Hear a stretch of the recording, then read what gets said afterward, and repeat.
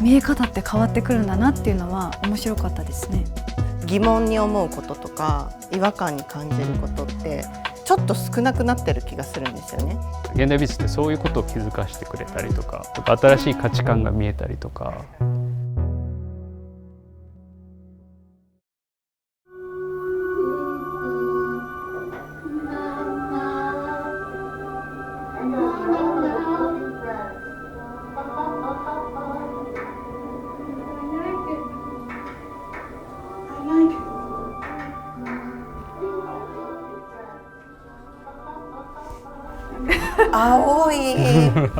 青い世界観。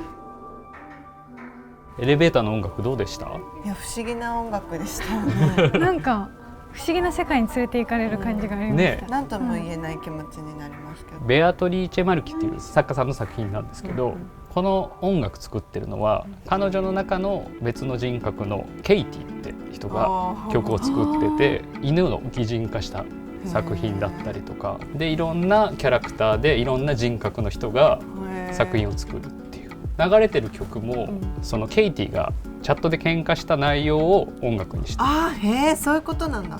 だけちょっと怒ってるようにも聞こえるって聞こえるっていうか。でもそうですよね。僕らは言語理解できないけど雰囲気は伝わるっていうのが、文句を言ってるような感じにも聞こえなくないなと思いました。そうなんですよ。現代美術ってこう作品に対して自分はこうだって言ってるわけではないんで、見る側がどう捉えるかっていうのも作品の一個になってるんですよ。そうですよね。だからそこを楽しむためにどんどん気づいたことを話しながら進めていきましょう。はい。で、お見合いっていう作品を。はい。お見合い。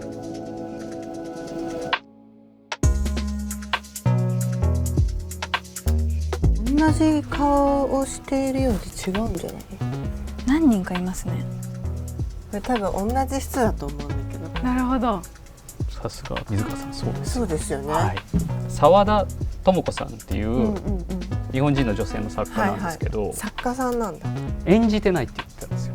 へー。だからこの人になるとかじゃなくて、自分のまんまで外側だけ変えたら周りの人が違う風に見てくれるっていう、変わらない内面と簡単に変わる外見っておっしゃってて、なるほどね。演じるってこととか、誰かになるみたいなことを一切してないっていう作品です。面白いですね。見ると誰かにはなってるように見えるようになってるじゃないですか。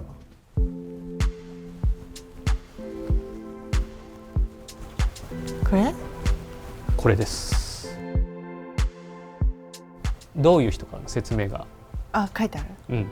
同じ人ですね。これ同じ人ですよね。タイプキャストアイデアロールっていうのがあって、タイプっていうのはこう求められてる、あなたのこういうタイプですよっていうこと。なるほど。また全然違う。違う。その後に出てくる方が真反対ってことですね。ご自身がやりたい役。そういうことか。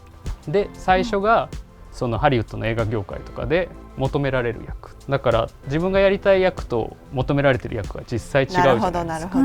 なんかこれ見てお二人がやりたかった役と普段こう与えられてる役っていう、なんかそこの差みたいなのってお二人あったりするんですか？どうやってもきっとその私たちのイメージみたいな、パブリックイメージみたいなものとかってどうしても出てる人間ってあったりすると思うんですけど、そことはやっぱり真逆の作品というか役柄をやりたいなっていうふうには思いながらお芝居はしてますけどね。やっぱどうしてもこう学生で授業を受けてなんか恋愛してみたいな物語が多かったので、なんか職業についてバリバリ働いてっていう女性像に憧れはあったんですけど、だんだんなんか年を重ねてそうですかね、落ち着いてる役も増えてきたので、なんかこうやって変わっていくんだなっていう面白みはありますね。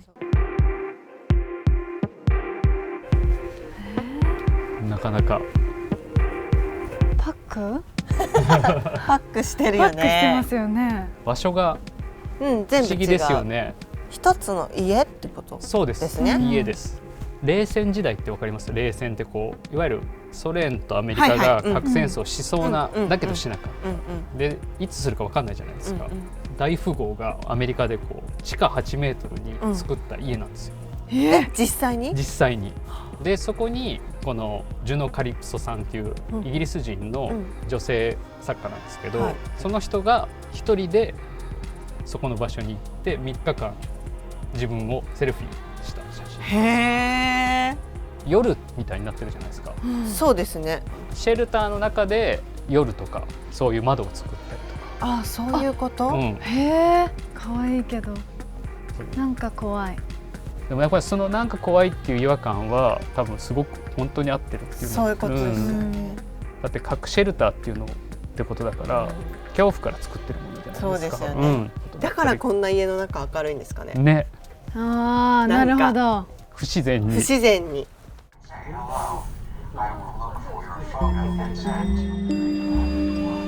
またなんか不思議そう。なんか喋ってますしね。なんか喋ってますね。はい。ボゴシ・セククニっていう南アフリカのアーティストで、こっちは彼のお父さんなんですよ。お父さんとの関係は疎遠だったらしくて、SNS 上で会話してるらしくて、それを作品にしたっていう、その会話を。だからアバター作ってチャットの内容を画面上で喋らせてるっていう。長野さんとかの年代とかだったら最初からこう E メールとかありましたもんね。メールありましたね。はい、ありましたありました。でもなんか僕とかの年代とかだと学生の頃は直接会って会話するか電話で会話、電話しかなくて、でその後 E メールが出てきて、で今もうちょっとこう LINE だったりとか WhatsApp とか、で結局ここ20年とかで一気にコミュニケーションって変わったんですよね。ちょうどその世代、変わってる世代に私そうですよね、水川さんとかドンピシャ多分いるから、だから一気にそのコミュニケーションが変わったってことに対して、この人はコミュニケーションと消費に対してテクノロジーと消費とかそういうことを作家さんで、最終的に直接会って話せばよかったのがもう本人同士でもなくなってくるのかもしれないしってことですよね。今この時代でもだってもう友達と電話とかする？あんましない？私は電話派です。あ、そうなんだ。はい、クラシックですね。電話が好きで、電話、なんかどうでもいいことでも電話の方が楽しく会話できるなと。あ、そうだよね。電話してくるよね、私にも。はい、じゃあ話したくなっちゃうんですよ。そうだよね。親子なのにチャットで喋った内容がアバターで最後喋ってるってなると、じゃあコミュニケーションってどこに行くんだろうっていうことですよね。長野さんのその後の30年とか20年が確かにどう変わっていくのか。どうしよう。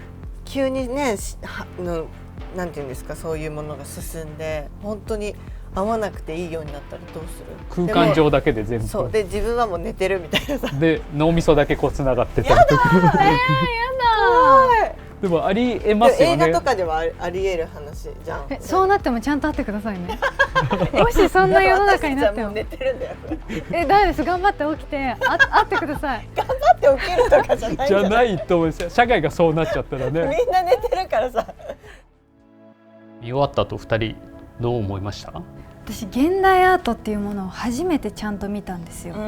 なんかそれこそ携帯の中で画像として見たことはあったけど、ちゃんとこう実物見たのが初めてだったので、なんか最初不思議だなしかなかったんですけど、難しかったんですけど、こういろいろ説明をしてもらいながら見れると、あ、見え方って変わってくるんだなっていうのは面白かったですね。私たちその演じる役者をやっていると、自分っていうものはどうしてもこう置き去りになるというか、割とやっぱ演じることの方が大事だったりとかして、その役に寄り添うことの方がどうしてもその時間が長くなってしまいがちなんですけど、でもこういう展示を見ることによってちょっと自分がどう思うかとか、自分が何を感じるかっていうことをこう引き戻してくれる、なんか凝り固まってたなって思うような部分がこうほどけるような感覚がして、とてもこういい時間でしたね。でまたその